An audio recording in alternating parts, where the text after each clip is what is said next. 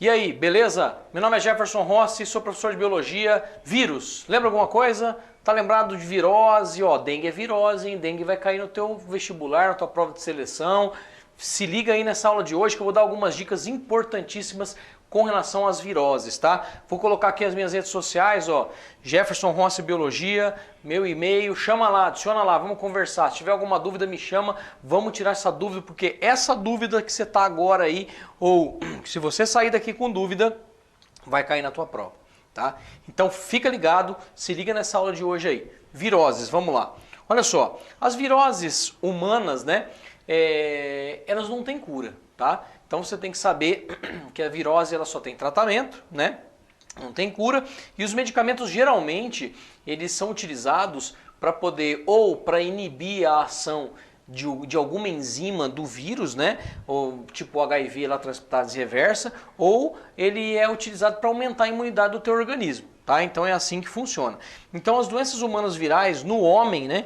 Inúmeras doenças são causadas aí por esses seres acelulares. Lembra, cara, acelular. Por favor, não esquece desse troço. O vírus, ele é um micro-organismo, um agente patogênico acelular, não tem célula, não é procarionte, não é eucarionte, não tem núcleo, não tem nada disso, tá? Então se liga nisso aí, tá? Por quê? Porque se cair alguma coisa sobre característica geral de vírus na tua prova de seleção, a letra A vai estar colocando que ele é procarionte, que ele é eucarionte, que ele tem núcleo, que ele não tem núcleo. Cara, esquece esse troço, tá? O vírus ele é acelular, parasita intracelular obrigatório, trabalha dentro de uma célula, tá? Só, então quem veio primeiro, né? O vírus ou a célula ou a bactéria? Claro que foi o vírus, né? Por quê? Se ele é parasita intracelular obrigatório, se ele só funciona dentro de uma célula, como é que ele vai vir primeiro? Como é que ele apareceu primeiro que a célula? Não tem como. Então a célula veio primeiro e em um dado momento da evolução apareceu um vírus. Tudo bem? Beleza? Então presta atenção aqui, ó. Dá uma olhada aí, né? Valoriza principalmente aí o mecanismo de transmissão e de prevenção. Como é que se transmite uma doença viral e como preveni-la, tá?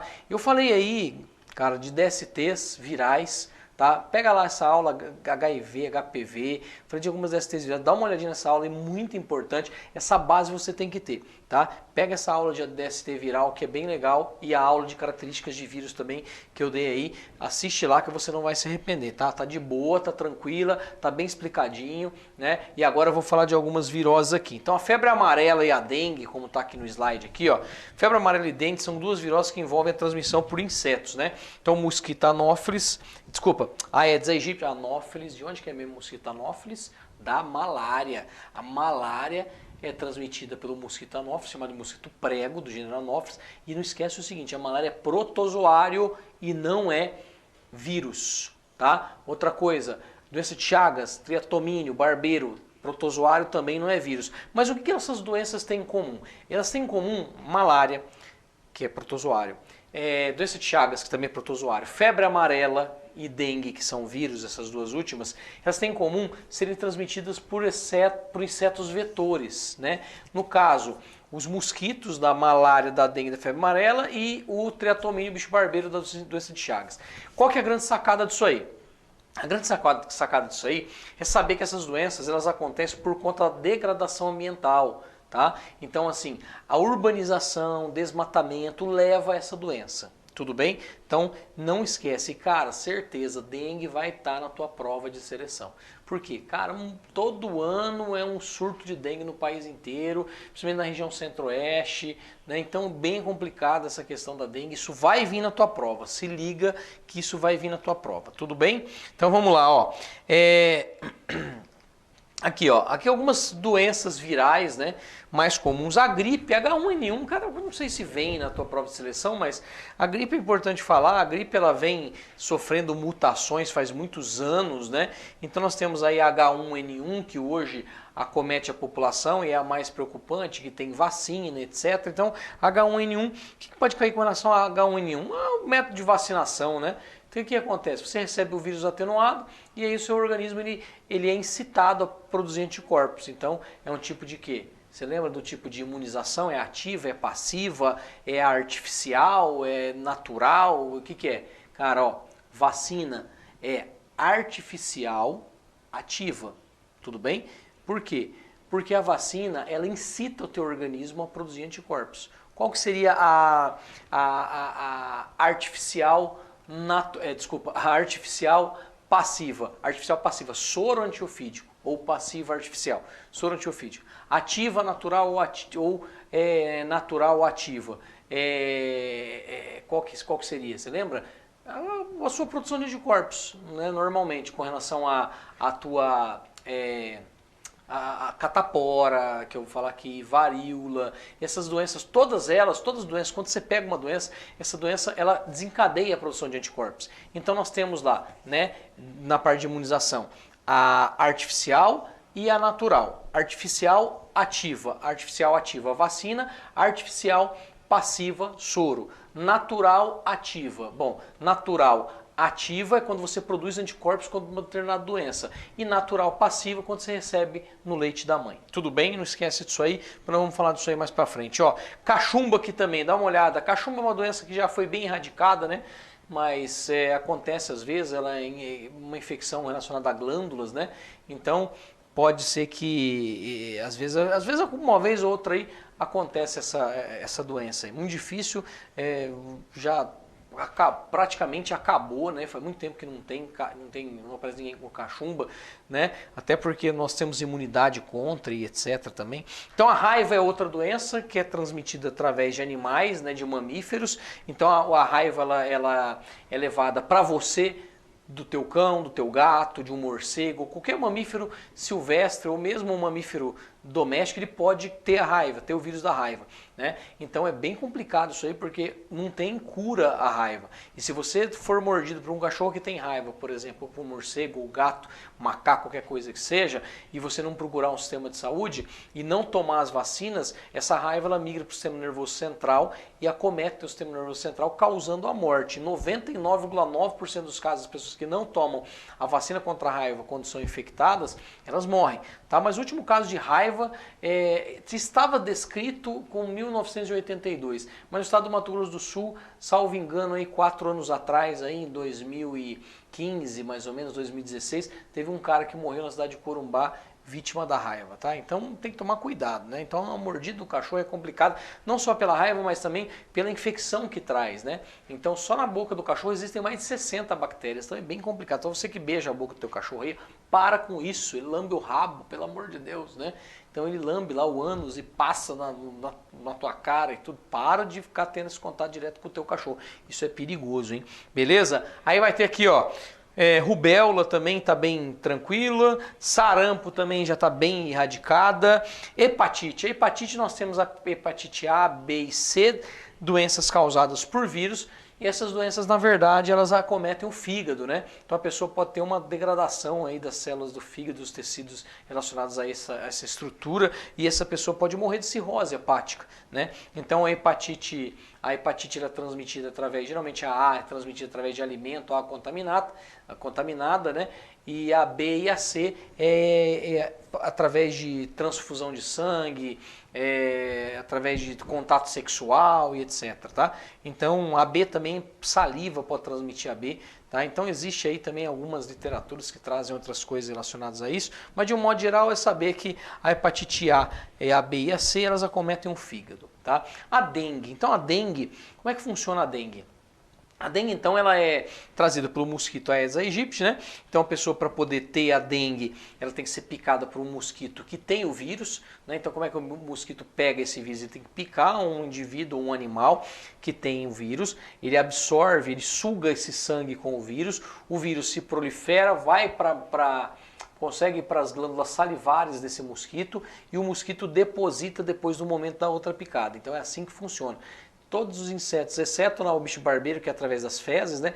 Mas quando é mosquito, é pela picada do mosquito que é transmitida a doença. A leishmaniose também é uma doença, mas é causada por protozoário, né? Mas também transmitida pelo mosquito, tudo bem? Mosquito palha, certo? Dengue extremamente importante, profilaxia da dengue, né? Não deixar água parada, colocar tela em janela, usar repelente, essa é a profilaxia ou prevenção, tudo bem? Não esquece desse detalhe. E a transmissão através do mosquito. Então, não deixar na água parada, não tem proliferação de mosquito, não tem dengue, assim vai. Tudo bem? De boa? Então vamos lá. Ó. Olha só. Febre amarela também pelo mosquito na cidade, a Aedes aegypti, no campo, a forma silvestre da doença é transmitida pelo sabeté, né? Então a febre amarela também é uma doença que ela está relacionada ao fígado, o vírus ele se instala no fígado e traz complicações hepáticas. O que é importante você saber disso aqui? Também a questão ambiental. Tá? Também a questão da urbanização, degradação que eu falei no comecinho. Isso aqui cai demais em provas de seleção, tá? Mas não sinal, sintoma nem nada, mas a parte de prevenção, né? E o porquê que a doença está acontecendo, né? Então é certo matar o macaco que aparece com febre amarela? Claro que não, o macaco ele é bioindicador de doença. Se a doença está chegando em você e o macaco, quer dizer que o macaco está denunciando que a doença está chegando, né? Se ela está chegando no macaco, você está vendo o macaco morrer de febre amarela, o que acontece? A doença vem vindo, então você tem que se cuidar, você tem que prevenir, você tem que fazer alguma coisa para essa doença não acometer a população de um modo geral, entendeu? Então o macaco é bioindicador de doença, não se pode matar o macaco, pelo amor de Deus. Tudo bem? Beleza? Então, prevenção, profilaxia da febre amarela, as mesmas da dengue, tá? Evitar água parada, usar a tela em janela, repelente, etc, para poder repelir o mosquito. Na cidade é o mesmo mosquito que traz, né? Tudo bem ou não? De boa, de boa? Então vamos lá, ó. Tá aqui, ó. Varíola também está erradicada, catapora ou varicela também. Meningite viral é menos problemática do que a meningite bacteriana. A meningite bacteriana é mais complicadinha um pouco, né? Mas a meningite ela comete a meninge, que são aquelas membranas que envolvem o sistema nervoso central. Herpes, eu falei numa outra aula, é uma doença sexualmente transmissível, causada por vírus que não tem cura, tem tratamento. Existe a herpes de dois tipos, simplex tipo 1 e tipo 2, que está relacionado à região do nervo da boca. Quando aparece aquela bolinha com água, estoura e vira uma feridinha, isso é herpes. Isso pode passar através do beijo, tudo bem? Certo? E a herpes genital, que é uma DST, né? Depois nós temos aqui, né, o HPV, que eu falei do HPV propriamente dito. Cara, coloquei alguns exemplos, etc. Mostrei até foto aqui do HPV, hein? Não tem como se alegar ignorância, hein? HPV tem caído em vestibulares, mas também as questões de vacina aí que caem, tá? E, por último, a AIDS, que é bem comum também em alguns vestibulares aí, já bateram um pouco em cima da AIDS, do HIV, mas de vez em quando cai alguma coisinha disso. Então existe uma diferença entre HIV e AIDS, né? HIV é o vírus, AIDS é o sinal e o sintoma. Então o cara pode ter o HIV e não ter a AIDS, tipo o HIV pode estar incubado. A AIDS é o que você está vendo, tipo o cara com diarreia, emagrecimento, vômito, né, manchas pelo corpo. Então isso é a AIDS, tá? Então o cara não tem como ter a AIDS e não ter o HIV, não, isso aí não tem como. Mas ter o HIV e não ter a AIDS, tem gente que incuba, né? Essa AIDS fica incubada. O que é a AIDS incubada? É o teu organismo, por exemplo, produzindo anticorpos contra e os seus anticorpos conseguindo controlar a doença, mas essa pessoa transmite da mesma forma, não pode esquecer. Ela pode ter HIV, ser portadora do HIV, mas numa relação sexual ela pode passar isso para frente. Tudo bem? De boa, de boa? Vamos ver uns exercícios como é que funciona aqui. Ó, presta atenção aí, ó. Sintomas mais sérios da gripe A, causada pelo vírus H1N1, foram apresentados por pessoas mais idosas e por gestantes. O motivo aparente é a menor imunidade desses grupos contra o vírus, né? Para aumentar a imunidade populacional relativa ao vírus da gripe A, o governo brasileiro distribuiu vacinas para os grupos mais suscetíveis. É o que eu falei. Se cair, vai cair alguma coisa de vacina, cara. Então, ó, a vacina contra o H1N1, assim como qualquer outra vacina contra agentes causadores de doenças infecciosas ou infectocontagiosas, né? Aumenta a imunidade das pessoas. Por quê? Possui anticorpos contra o agente causador da doença? Não, né? Isso aqui é soro, né? Possui proteína que elimina o agente causador? Não, né? Estimula a produção de glóbulos vermelhos. O que tem a ver aí, rapaz? Tá louco. Possui linfócito B e T que neutralizam o agente causador da doença? E aí?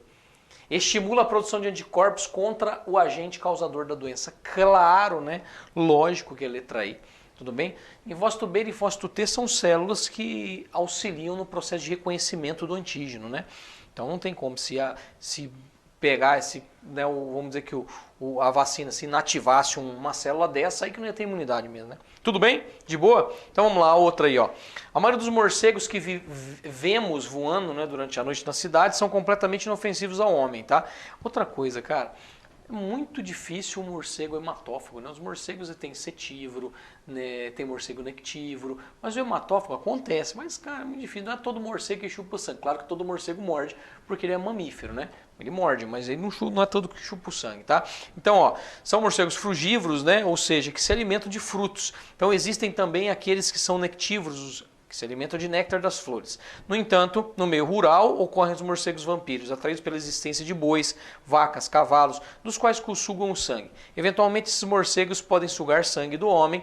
Então, tal fato é preocupante, pois os morcegos hematófagos são conhecidamente transmissores de uma doença virótica, né? Uma doença viral e fatal se não tratada a tempo, né? Então quer dizer, ela morre, a pessoa morre mesmo se não tratar essa doença, cara, é bem complicado. Então é aquela doença que eu falei no começo que o seu cachorro, o seu gato, o macaco, o morcego poderia trazer para você. Então qual que é aí, ó, a doença a qual o texto se refere a cachumba, hepatite, rubéola, raiva ou sarampo. Claro que é raiva, né? Então é a única doença, é um tipo de zoonose, tá? Não é a única, né? Mas a única doença transmitida de mamífero para mamífero, uma das únicas, né? Também não é a única, mas é a raiva, tá? Então isso teu cachorro pode passar para você, né? Então é um tipo de zoonose, né? Não é a única doença, mas é uma doença bem interessante, porque apesar de erradicada, ainda vem em algumas provas de seleção. Tudo bem? Então vamos lá, outra. Responda a questão com base nas informações e afirmativas a seguir. Febre amarela é uma doença infecciosa causada por um vírus transmitido por mosquitos. Ela possui aí dois tipos, a febre amarela urbana, erradicada no Brasil por volta da década de 60, e a febre amarela silvestre. Os agentes responsáveis pela transmissão, né, da forma silvestre são os mosquitos dos gêneros Hemagogos e Sabetes, aquele que eu citei para vocês, né? Enquanto a forma urbana dessa doença pode ser transmitida pelo mosquito Aedes aegypti. A febre amarela silvestre já provocou a morte de algumas pessoas e de muitos bugios em uma extensa área do Rio Grande do Sul, desde o final de 2008. Ao contrário aí da maioria das pessoas, os bugios são extremamente sensíveis à doença, morrendo poucos dias após contraí-la. Então vamos lá, ó. A propósito do tema, é possível afirmar a morte de bugios por febre amarela pode alertar os órgãos de saúde sobre a circulação do vírus em determinada região. E aí, o que eu falei lá? Os mosquitos dos gêneros Hemagogos e Sabetes são hospedeiros da febre amarela. Beleza. A febre amarela pode ser reintroduzida nas áreas urbanas com a presença do dengue, né? Do mosquito da dengue. Tem um... A presença de bugios representa perigo, pois são vetores da forma silvestre da febre amarela. O que vocês acham aí, hein? Olha lá, ó. 1 e 2. Por que a 3 está errada? A febre amarela pode ser introduzida nas áreas urbanas com a presença da dengue. Então, mas a dengue não tem nada a ver com um mosquito, né? A dengue é um vírus. Agora, se colocasse com a Aedes aegypti, aí poderia ser. Né? Teria que ser mais claro, mais específico. Colocar o mosquito Aedes aegypti, aí a gente ia analisar, né? Mas a dengue, o vírus da dengue não traz a febre amarela. Quem traz é o Aedes aegypti. Tudo bem?